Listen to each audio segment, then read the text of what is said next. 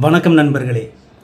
அருட்பெருஞ்சோதி அருட்பெருஞ்சோதி தனிப்பெருங்கருணை அருட்பெருஞ்சோதி அப்படிங்கிற ஒரு உன்னத மந்திரத்தை ஒன்று உருவாக்கி மனித குலத்தில் அன்பும் கருணையும் சாதி மத வேறுபாடு இல்லாத ஒரு சமரசமான ஒரு புதுமையான ஒரு ஒத்துமையான ஒரு சமுதாயத்தை உருவாக்கிடவும் ஒரு 19ஆம் நூற்றாண்டில் வாழ்ந்த ஒரு மிகப்பெரிய ஆன்மீக புரட்சியாளர் நமக்கு தந்த ஒரு வேதம்னு கூட சொல்லலாம். அவர் வேற யாரும் இல்லைங்க, திரு அருட்பிரகாச வள்ளலார். ஆமாங்க, இன்னைக்கு நம்ம பார்க்க போகிறது ஐயா திரு அருட்பிரகாச வள்ளலார் பற்றின சில விஷயங்கள் தான்.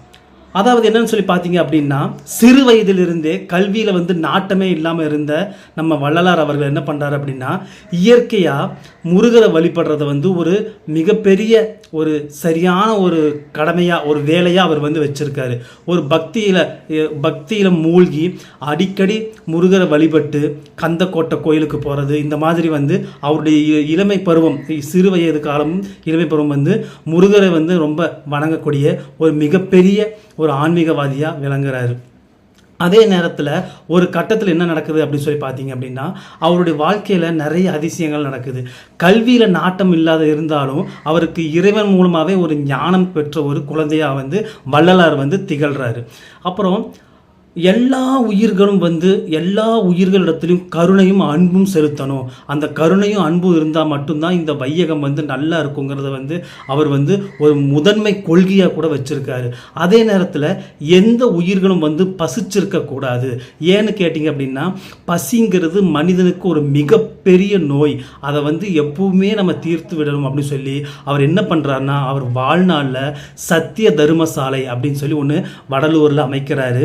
அவர் பிறந்ததை பார்த்தீங்க அப்படின்னா, கடலூர் மாவட்டம் சிதம்பரத்துக்கு அருகில் இருக்கக்கூடிய மருதூர் அப்படிங்கிற ஒரு பகுதி. அவருக்கு பார்த்தீங்க அப்படின்னா, அடுத்தது அவர் வடலூரில் அவருடைய மடம் அதாவது அவருடைய சத்திய தர்மசாலை அதெல்லாம் இயங்கி வருது. அதோடு பார்த்திங்கன்னா, இவருடைய வாழ்நாளில் சத்திய தர்மசாலை, சமரச சுத்த சன்மார்க்க சங்கம், அடுத்து பார்த்திங்கன்னா சத்திய ஞான சபை, இப்படியெல்லாம் அவர் நிறுவுறாரு. இதில் என்னன்னு சொல்லி பார்த்தீங்கன்னா, தர்மசாலையில் இன்னைக்கு வரைக்கும் கூட அவர் ஏற்றி வைத்த அந்த அணையா அடுப்பு அப்படிங்கிறது எல்லோருக்கும் இலவச உணவு வழங்கி வருதுங்க. அதே நேரத்தில் சமரச சுத்த சன்மார்க்கம் அப்படிங்கிற அந்த அமைப்பு என்ன பண்ணுது அப்படின்னு சொல்லி பார்த்தீங்கன்னா, சாதி மத வேறுபாடு எல்லாமே இல்லாமல் எல்லாருமே ஒன்று, இறைவன் என்பவன் ஒருவன் அப்படிங்கிற ஒரு கோட்பாடோட அருட்பெருஞ்சோதியான ஒளியை தான் எல்லாரும் வணங்கணும் அப்படிங்கிற ஒரு பெரிய ஒரு கொள்கைகளோட அவர் வகுத்த நெறி இன்றுமே அங்கே இருந்துகிட்டு இருக்குங்க.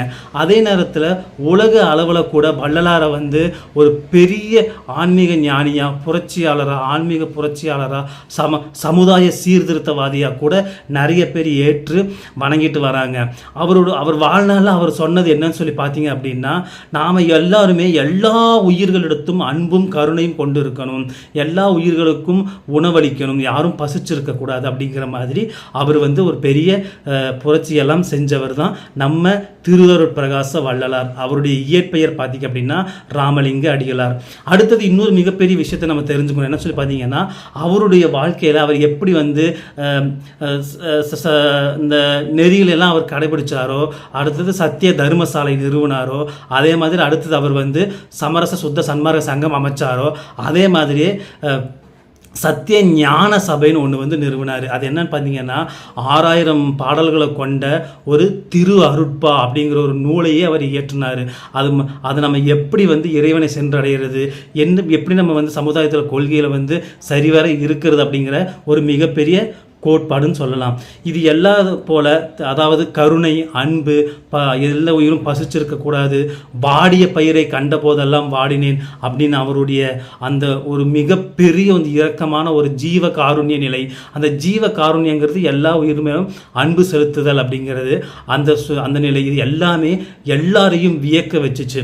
அப்படியே நீங்கள் பார்த்தீங்க அப்படின்னா, இன்னொரு மிக முக்கியமான விஷயம் ஒன்று இருக்குங்க. என்ன சொல்லி பார்த்தீங்க அப்படின்னா, மரணமில்லா பெருவாழ்வு. இது நம்ம வள்ளலார் நம்ம எல்லாரும் என்ன தெரிஞ்சிருக்கோம்னா, வள்ளலார் அப்படின்னு சொன்னாலே வாடிய பயிரை கண்ட போதெல்லாம் வாடினேன், அடுத்தது சத்திய தர்மசாலையில் அன்னதானம் வழங்குறது, அடுத்தது கருணை, அன்பு, இப்படி தான் நம்ம கேள்விப்பட்டிருப்போம், திருவருட்பா, அது மாதிரி. அந்த திருவருட்பால் கூறியிருக்கணும். அவருடைய மிகப்பெரிய கொள்கையுமான இன்னொரு மிக முக்கியமான விஷயம் என்ன சொல்லி பார்த்தீங்க அப்படின்னா மரணமில்லா பெருவாழ்வுங்க. அது என்ன சொல்லி பார்த்தீங்க அப்படின்னா நம்ம அந்த உடலானது அழியக்கூடியது, ஆனால் ஆத்மாவுக்கு அழிவு இல்லை. அந்த எப்பவுமே நம்ம வாழ்ந்துக்கிட்டு இருக்கலாங்கிற மாதிரி. அதாவது என்ன அப்படின்னா இப்போ அனிமான்னு சொல்லுவாங்க. அனிமா அப்படின்னா உடலை அணு அளவு சுருக்கிறது. இதே மாதிரி நிறைய அஷ்டம சித்திகளில் நிறைய விஷயமெல்லாம் சித்தர்கள் சொல்கிறாங்க இல்லைங்களா. அதே மாதிரி ஒளியாகவே நம்ம ஒளியுடன் கலந்து இருக்கிற அந்த நிலை அப்படிங்கிற மாதிரியெல்லாம் இன்னும் சில விஷயங்களை இந்த மரணமில்லா பெருவாழ்வு சொல்லுது.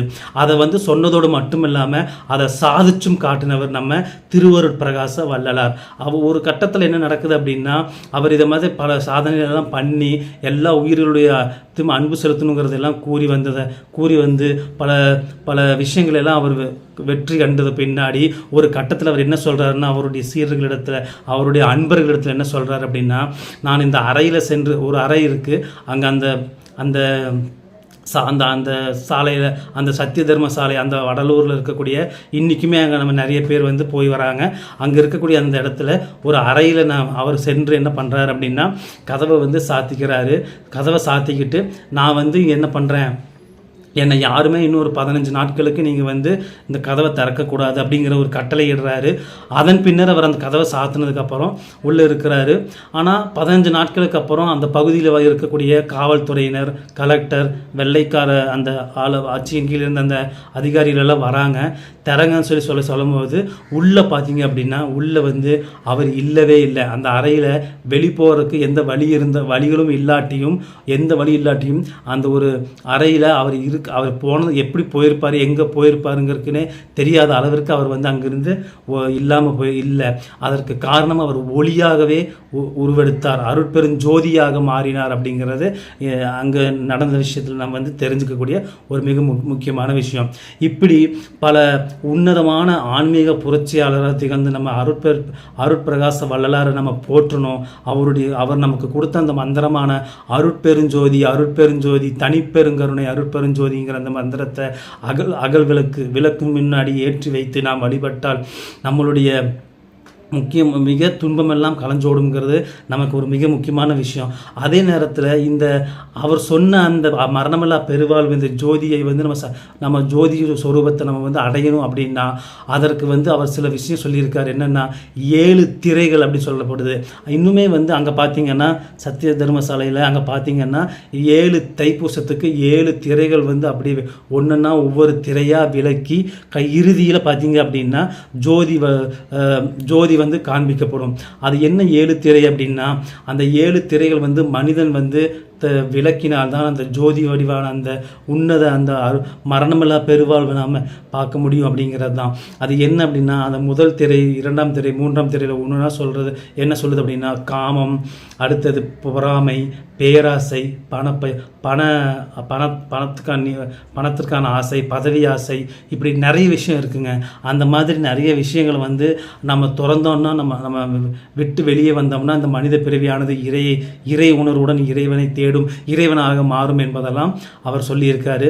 மேலும் பல விஷயங்களை நம்ம அருட்பெருஞ்சோதி வள்ளலார் நமக்கு வழங்கியிருக்கிறாரு.